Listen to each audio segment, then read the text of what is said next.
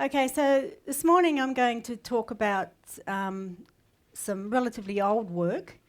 This was a 3-year project that we did several years ago now, looking at developing thinning programs for European pears. The reason that we undertook this project, because at that stage there was a total lack of information on chemical thinning programs for pears, and the effect of chemical thinning agents on pear fruit quality was unknown as well. There is a little bit more information out there today, but still not nearly as much information on pears as there is on apples. So what we set out to do was to examine the impact of blossom and post-bloom thinners on pear crop load and on fruit quality, with the ultimate aim of developing a thinning program for Packham's Triumph pear. We undertook trials in both Tasmania and Victoria.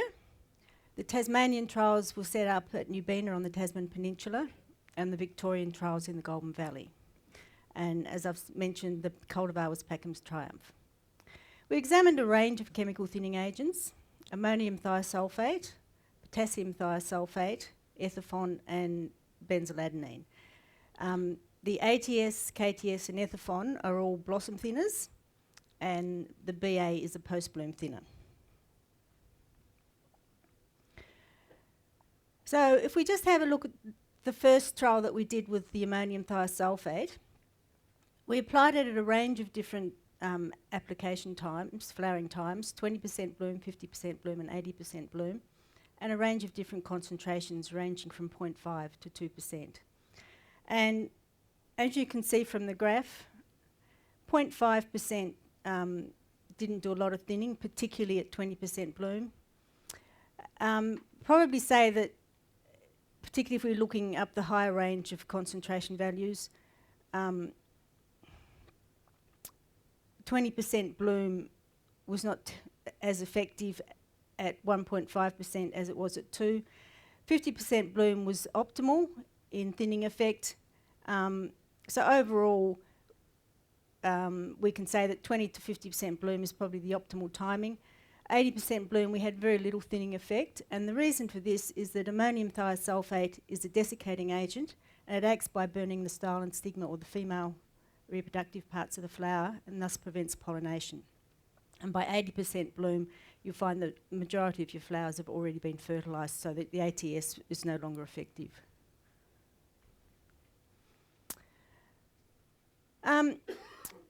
This is further work. Obviously I'm not able to show you the results of all the trials we did, so I've just thrown in a few things to summarise. So if we look at crop load, we get reduced crop load with increasing concentration of ATS, and a similar thing with increasing number of applications. If we look at mean fruit weight, we get an increase in fruit weight with increasing number of applications, and this is obviously a direct result of the reduced crop load that we see with the increased number of applications. The other thing that we found was that we had reduction in flesh firmness, fruit flesh firmness, with increasing crop load. We've also seen this in apples, and this could be quite critical, particularly if you're shipping fruit. So if you're carrying very heavy crop loads, apart from ending up with small fruit, you tend to end up with softer fruit as well.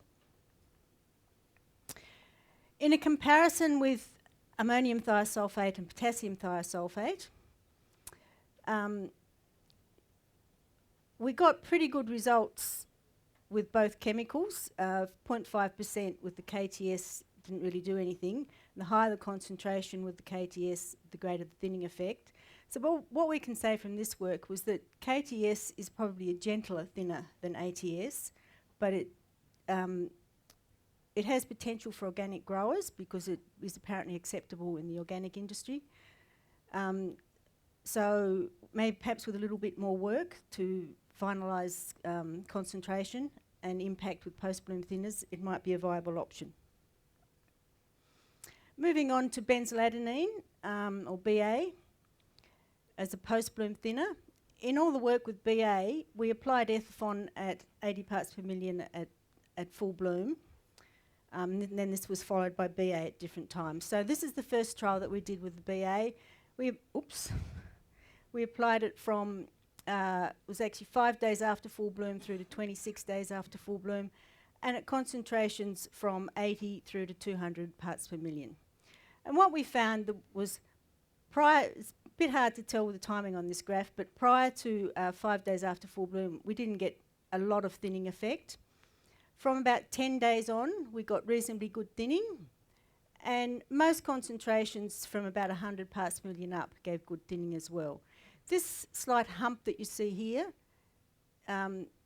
around 15 days after full bloom, we had cooler temperatures at that time, so and this is probably the reason why we had less thinning effect.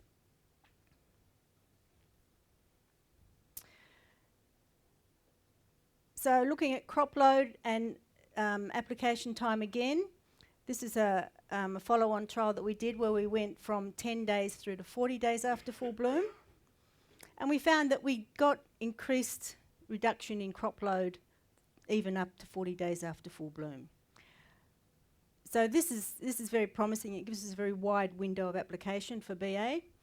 But one thing we need to be aware of is that with mean fruit weight, the later that we apply the BA, the greater the reduction in weight.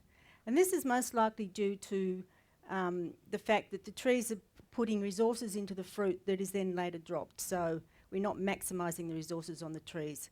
So even though we can use BA to thin as late as 40 days, obviously it's optimal to apply it as early as possible.